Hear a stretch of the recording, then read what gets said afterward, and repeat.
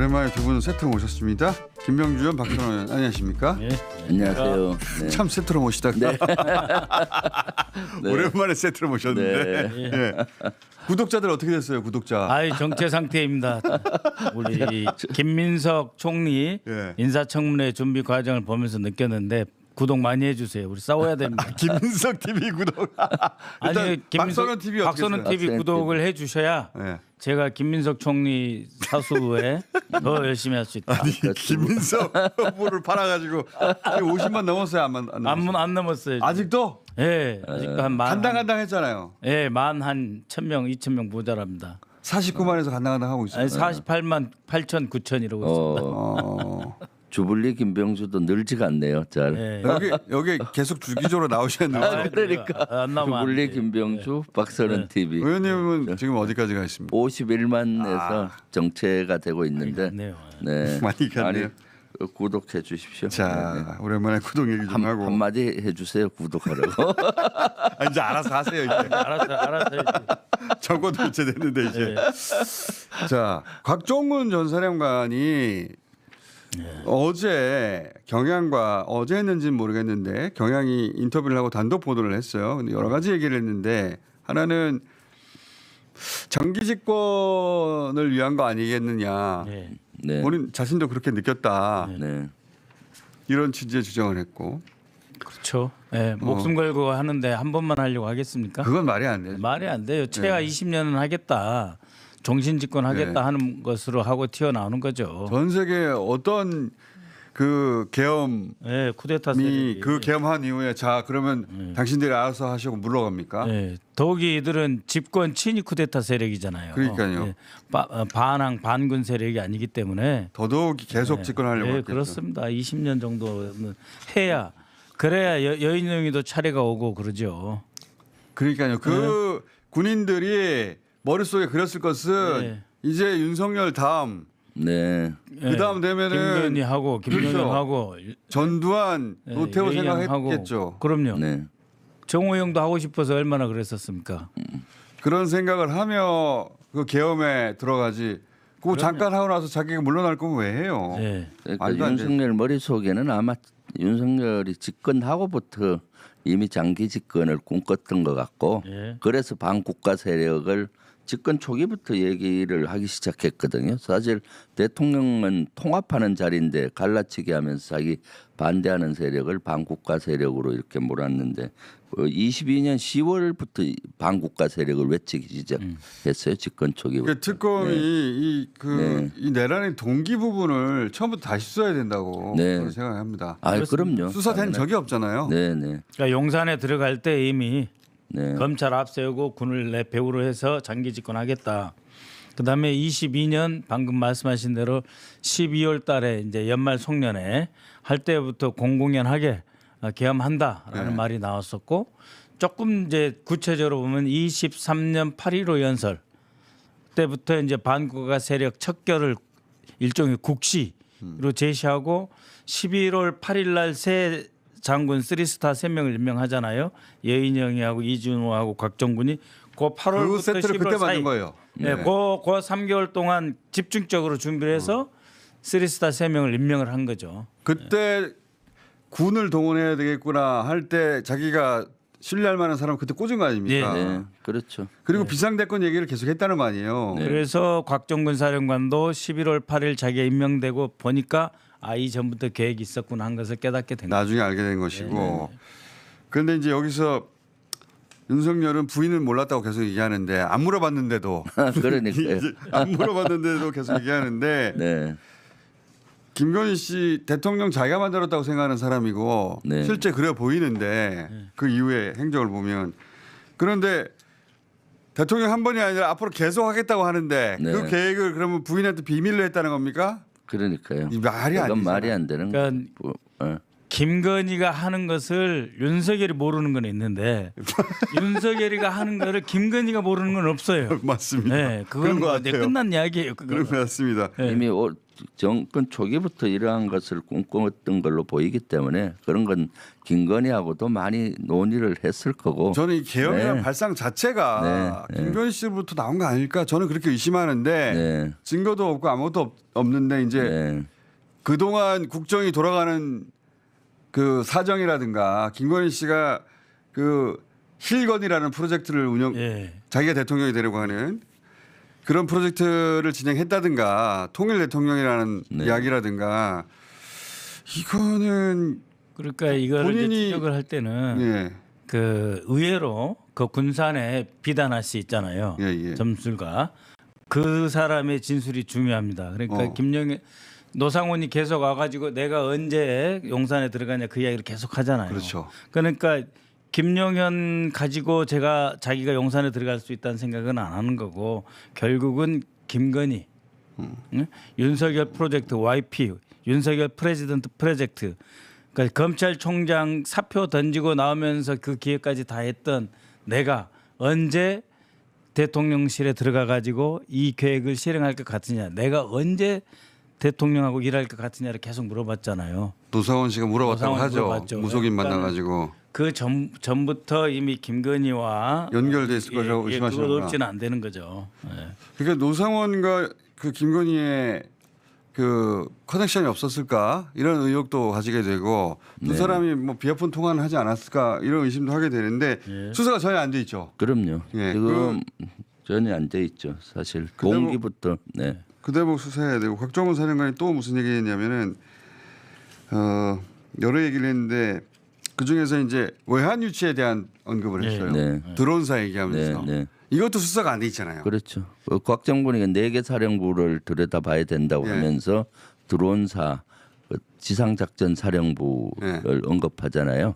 그러니까 드론사는 제가 봤을 때 외환 유치와 관련된 그렇죠. 거고요. 외환 유치. 그러니까 평양에 무인기를 보내서 유도했던 그 사항들. 그것은 이미 지난 청문회 때도 저하고 박선원 의원 등 많이 문제 제기를 했었잖아요. 네. 갑자기 12.3 내란 이후에 화재도 나고 또 평양 갔다가 그 연천 일대에 떨어졌던 드론사 무인기 형태와 평양 무인기가 비슷하다라는 증언도 있었고 또 여러 군데서 그런 훈련을 비슷한 시간에 했던 것 다 있는데 이것이 이제 제대로 된 수사가 안 됐는데 안 됐죠, 전혀. 이번엔 해야죠. 네. 그리고 그 풍선 오물풍선 원점 타격 원점 네. 타격이라는 게 네. 북한이 만약에 오물풍선을 보냈다 그럼 풍선을 보냈던 북한 땅에다가 원점을 그렇죠. 타격하는. 예. 그 포탄을 쏘라는 거 아니에요? 황해도 개풍군이라든지 네. 약 14개 지점 우물풍선의 원점 14개로 파악을 하고 있었거든요. 그 풍선을 보냈는데 거기다가 포탄을 쏘라는 거 아니에요? 예, 거기다 쏘는데 이제 지상작전 사령관 같은 경우에는 화력을 아낌없이 다 퍼부어라. 이렇게 돼서 아니 무슨 오물풍선으로 전쟁할 일이 있냐 할 정도로 대량으로 퍼부어라 한 거기 때문에 외환 유치란 말이 좀 어려운데요. 예. 전쟁 유발 계획입니다. 그러니까요. 예. 전쟁을 일으키려 했던 네, 거죠. 계엄하기 위해서 전쟁을 유발해야 되겠다라고 하는 바깥으로부터 계획이죠. 전쟁을 예. 안으로 끌어들이려고 했다는 건데 예. 오물풍선 원점에 대해서는 이건 진짜로 황당한 겁니다. 오물풍선 띄우는 데는 시설도 없고 네. 실제 그 지역을 보면 그럼 풍선 띄우는 거 아니에요? 풍선 네, 띄우는 거. 풍선 띄우는 건데 거기를 원점을 타격한다. 이거는 실제 군에서 상상이 안 가는 문제입니다. 뭘로 쏩니까 그럴 때? 곡사포로 그럴 때 주로 이제 곡사포라든가 뭐 전 통상 곡사포로 쏘는데 또 사실 그 지점이 어떤 지점인가 하면은 군사 분계선으로부터 10에서 한 15km 정도 후방 지역이에요. 예. 그러니까 소총으로 쏘는 사거리가 아니잖아요. 그렇지. 그래서 곡사포로 쏘든가 아니면 전투기를 이용해서 하든가. 그럼 우리가 가지고 뭐 하는 있는 거죠. 모든 네. 그 네. 저 뭡니까 포를 다 쏘라고 했다면 예. 그러면 어느 정도 파괴력입니까? 그러니까 그 엄청난 거죠. 사실은 원점에 대해서 타격을 하게 되면은 저건 또 북한군은 거기에 대해서 대응 사격할 거 아닙니까? 제가 일차적으로 궁금한 것은 네. 거기다가 우리가 가지고 있는 거를 다 쏟아부으라고 했다잖아요. 화력을 다 쏟아. 네. 화력을 그러면 그게 어느 정도의 화력인 거예요? 상상을 초월하는 거죠. 네. 지상작전 사령부의 화력이면 뭐 그러면 간단합니다. 지금 그 우리는 모르니까. 이란하고 이스라엘하고 공격을 하는데 예. 이란이 이제 이스라엘 공격하는 건 이제 텔레비에 많이 보여주잖아요. 그렇죠. 그거 몇 배 된다고 보시면 돼요. 그걸 왜냐하면 그 미사일 몇 개 떨어지는 거 비교할 수 없습니다. 예, 화력을 그럼 그 일대 사람들 다 죽겠네요. 다 불봐도 되는 거죠. 그렇게 봐야 불가야 되는 되겠죠. 거죠. 네, 전쟁을 유발하려고 했으니까요. 그거 하고 다 아파치 헬기의 NLL 인근 북상에서의 그 비행하고 다 연결이 됐습니다. 아파치 헬기 그 NL 근처에 띄운 것도 이제 소위 정보 합동 작전이라고 하는 이름으로 정보를 취득해야 되잖아요. 네. 그러니까 이 아파치 헬기 띄우고 정보도 보면서 거기서도 때리겠다 하는 거기 때문에 정말 이 가공할 만한 상상하기 어려운 계획들이 있습니다. 다만 김병주 의원님하고 제가 1, 2월 달에는 아직 내란에만 집중을 하자 해서 안 한 것이죠. 자, 이게 이제 이제는 해야죠. 알려진 게 크게 세 가지가 하나 있는데 하나는 풍선 예. 네 가지구나. 그 풍선을 날린 곳에다가 곡사포를 때려 쏴라. 이게 하나 계획이 있었고 또 하나는 지금 말씀하신 아파치 헬기 예. 일부러 NLL 따라 비행을 해가지고 북한을 자극해서 예. 공격을 하도록 유도하는 예. 그걸 했고 예. 그리고 연평도에서도 예. 화력, 자주포, 그러니까 사격 등이 예전에 북한이 도발을 했을 때보다 더 많은 포를 쏜 거 아니에요? 예. 왜 이렇게 쏘는데도 북한이 반응이 없지? 계속 쏘았다는 거 아니에요? 예. 그래서 두 차례 나눠서 더 많은 그 화력을 투입해서 쏘았죠. 그리고 무인기를 북한에 보냈는데 하나는 떨어진 게 그 북한의 고위 간부, 네. 최고의 간부들이 사는 곳에서 이게 떨어졌고, 그러니까 작년 10월 6일부터 10월 9일까지 북한의 최고인민회의를 했거든요. 예.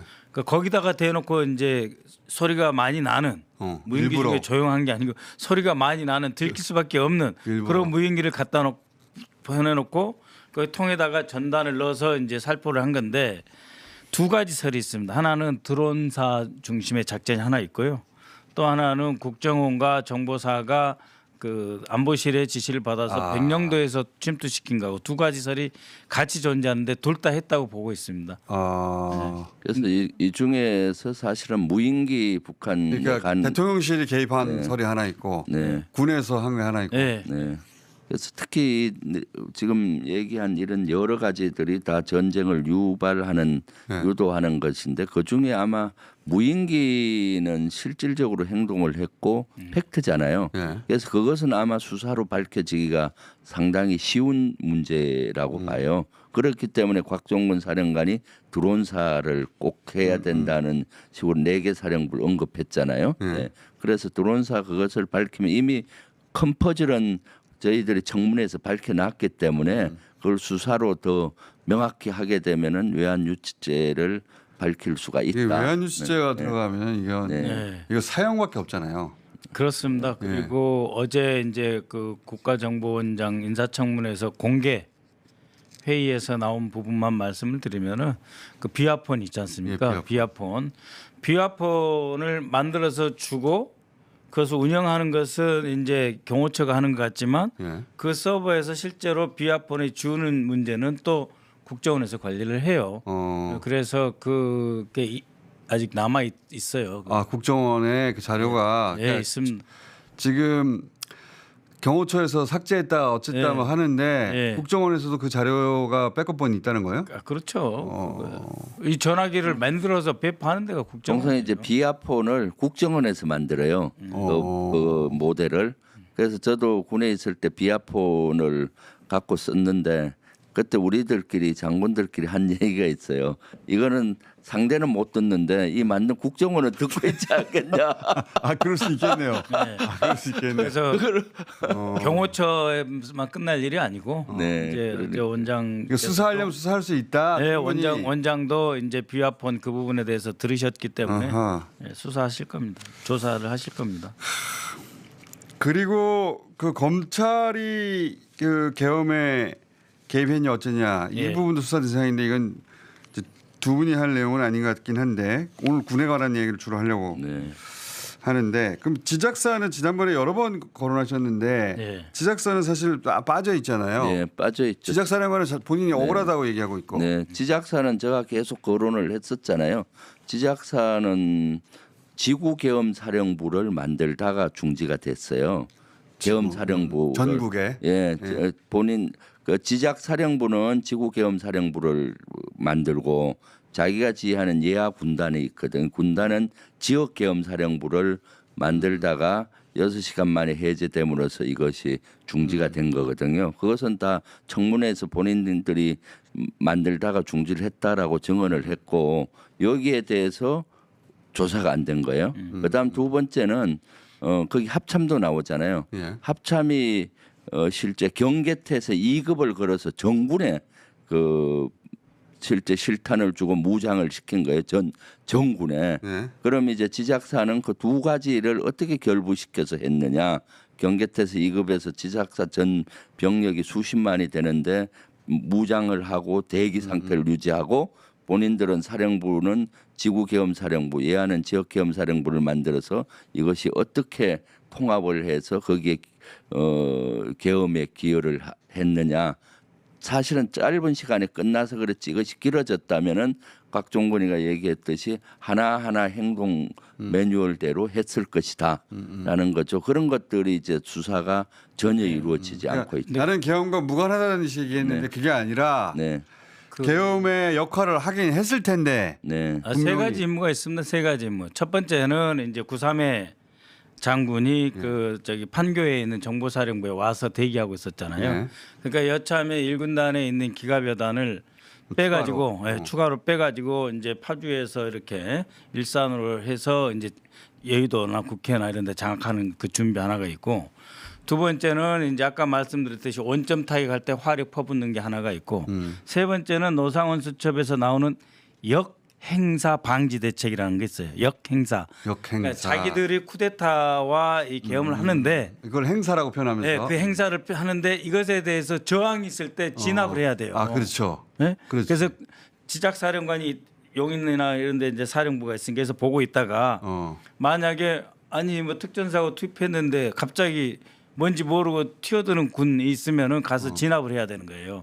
그래서 역행사 방지 대책의 지작사 임무가 있습니다. 그래서 세 가지 임무가 있다. 그거는 김병주 의원님께서 말씀하신 것을 기본으로 하고 거기에 추가적으로 그렇죠. 세 가지 임무가 있다. 역행사 방지. 그러니까 기갑여단을 끌고 들어와서 추가로 여의도나 방송소를 장악하는 거 하나 있고 그 다음에 이제 그 원점 타격하는 게 하나 있고 역행사 누가 개긴다든지 잘 모르고 합참에서 어떤 짓을 하면 바로 지작사에서 데리고 와서 그냥 박살내는 그런 지작사가 여기서 빠진 것은 역행사가 일어났다거나 또는 이 눈에 보이는 잘 보이는 역할이 아니었기 때문에 만약에 오래돼가서 어디 다른 부대에서 이거는 구테타 아니야 하고 만약에 튀어나왔으면 예. 그걸 진압하는 역할을 했을 텐데 그런 일이 일어나지 않았고 그리고 그런 일이 일어나지 않았지만 이것은 사전에 모의되고 계획되지 않으면 이런 임무가 부여되지 않는다. 그러니까 그게 중요한 겁니다. 그 모의 단계, 계획 단계에 지작사령관이 그걸 알았고 참여했느냐? 네. 그러면 사실은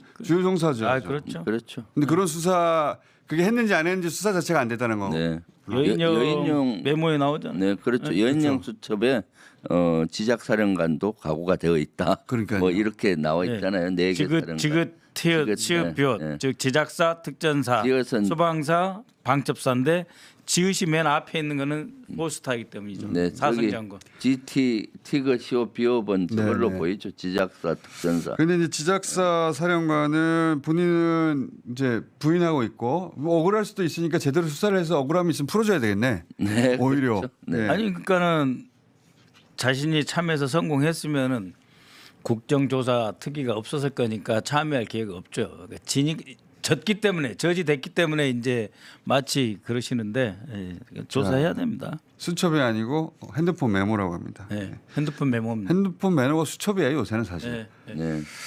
자, 근데 제가 좀 의문이 드는 대목이 하나가 곽 전 사령관이 합참, 드론사, 지작사 여기는 설명해서 이제 알겠는데 방첩 사령관 이미 체포돼 있잖아요. 수사가 돼 네, 있는데 네, 있어요. 방첩사를 수사하라고 굳이 따로 언급한 이유가 뭘까요? 이유가 그러니까 있을 텐데. 이제 방첩사가 왜 중요하냐면은 이제 그 김용현 예.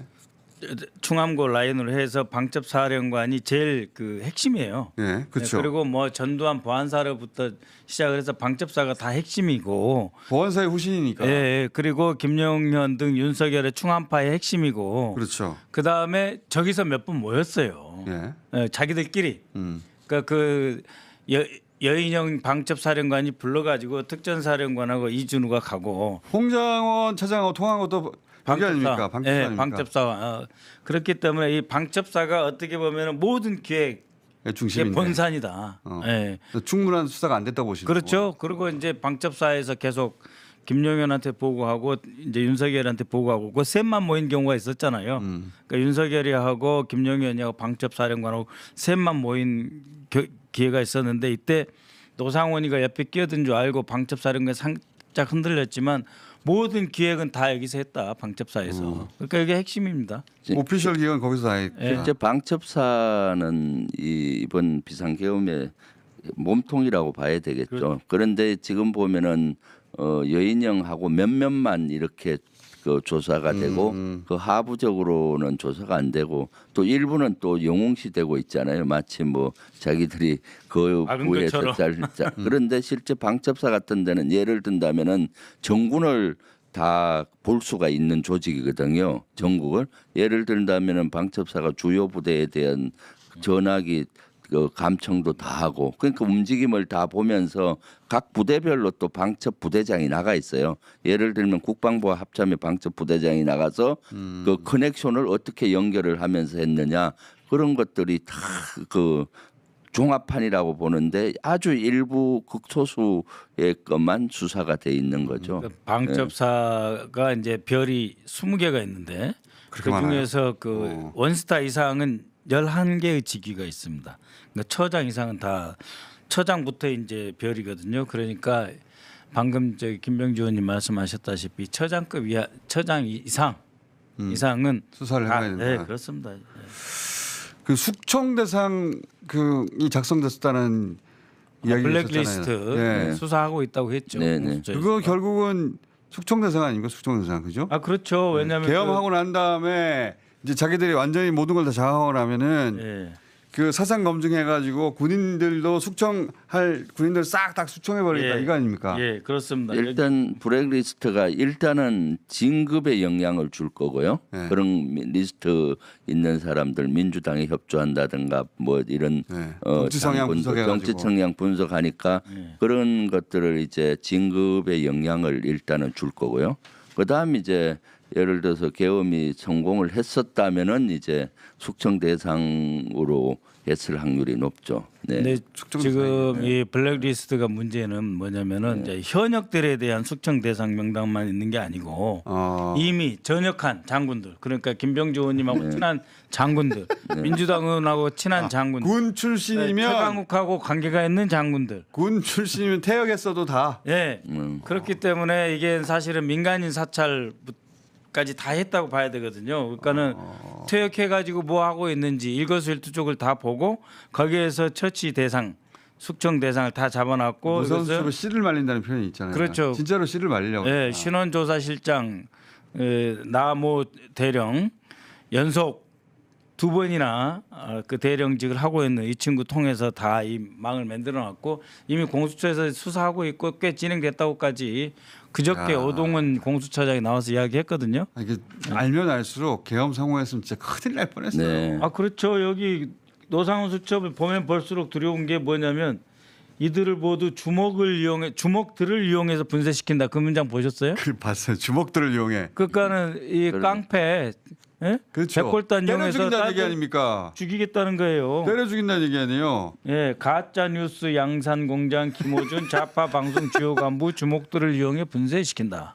주먹들을 이용해 그러니까 분쇄시킨다. 그 방첩사가 현역뿐만 아니라 예비역 장성들이나 그렇죠. 예비역들까지 저렇게 성향을 분석하고 했다는 거는 진짜 놀라운 거고요. 그 증거가 또 있었죠. 그 블랙리스트도 있지만은 12월 3일 날 비상계엄 당일 날 아침 한 10시경에 예비역 장성들 10명 이상의 저를 포함을 해서 윤석열 정권 규탄 기자회견을 했어요. 네. 거기 나오니까 예인영이 저거 빨리 조사하라고 확인해보라고 예비역을 왜 방첩사가 관여해요? 다 민간인인데. 예비역인데. 그러니까 그러니까 계엄을 성공하고 나면 네. 이 자기들이 생각할 때 사상이 불순한 자들, 불순한 자들은 예. 싹 다 정리해가지고 다 죽여버리려고 한 거예요. 네, 그래서 그냥 자기들이 생각하기에 우파 극우들만 살아남는 세상을 만들려고 한 겁니다. 네. 네.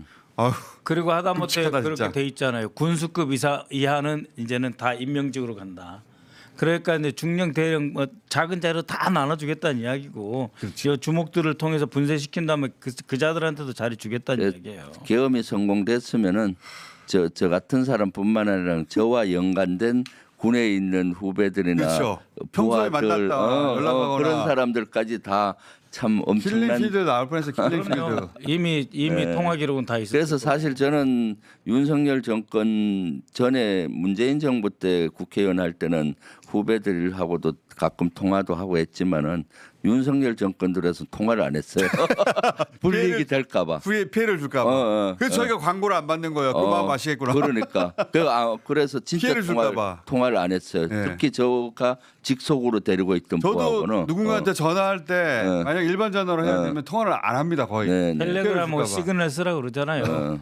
김영현이 쓴 게 시그널 프로그램이잖아요. 시그널. 그래서 지난번에 사실은 무인기가 서울에 침투했던 사건이 있었잖아요. 그때 그 용산 상공까지 침투했다. 제가 그걸 얘기를 해서 그때 사실화 됐을 때 저와 관련 있는 인원들 핸드폰이고 다 조사했어요. 근데 그 이후에 이래서 안 되겠구나 해서 저는 현역 때 저와 관련된 인원들은 절대 통화해서는 안 되겠구나.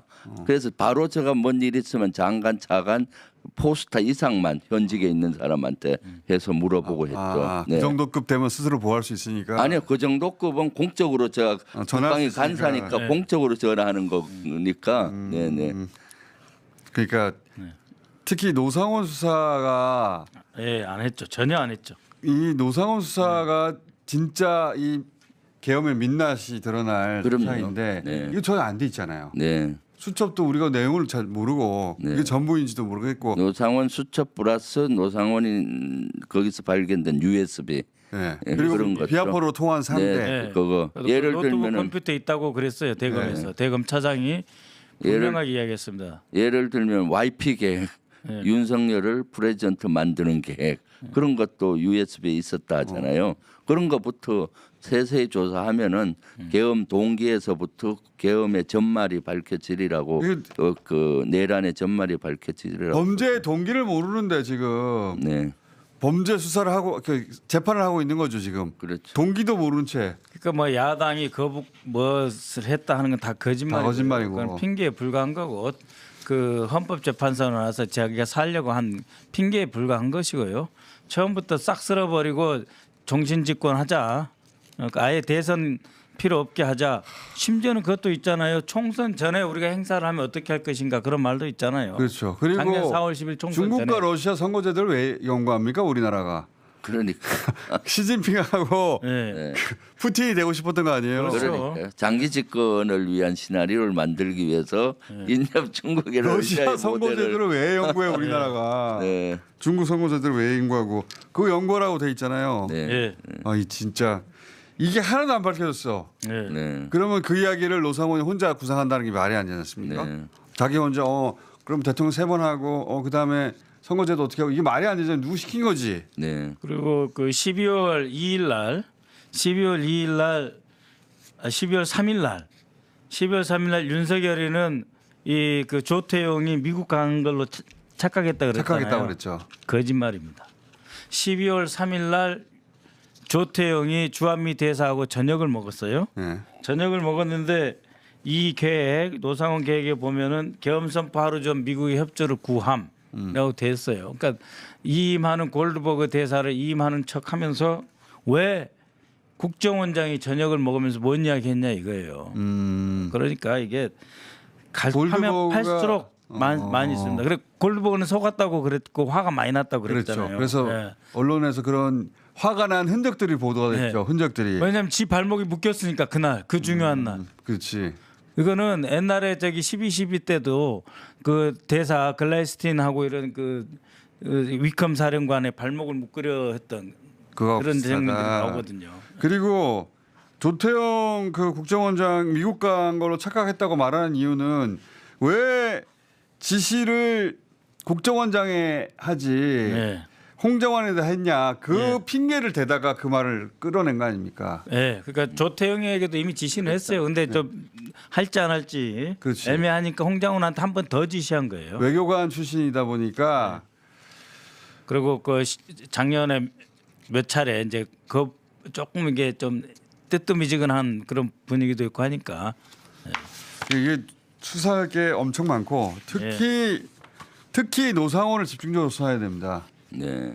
근데 이 사람이 풀려난다는 게 말이 됩니까 이게?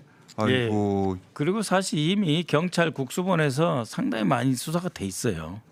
예, 1월 27일, 8일 그때 구속영장 윤석열에 치냐 마냐 할 때 경찰에서 수사한 거 넣었는데 그거 가지고 추가로 구속해서 기소하면은 꼼짝달짝 못했는데 그거 가지고 심우정이 빼버렸잖아요. 자, 이 지금 주요 종사자들 단 한 사람도 나오면 안 됩니다. 예. 자, 오늘 여기까지 하고 아무래도 김병주 박선우 커플을 당분간 또 자주 보게 되지 않겠나. 네. 새로운 사실들이 수사를 통해서 네. 계속 밝혀질 것 같거든요. 그렇죠. 예. 저는 참고인 조사 응할 생각이 있어요 특검에. 일단 여기까지 하겠습니다. 네, 네. 김병주 박선우 의원이었습니다. 감사합니다. 네. 감사합니다.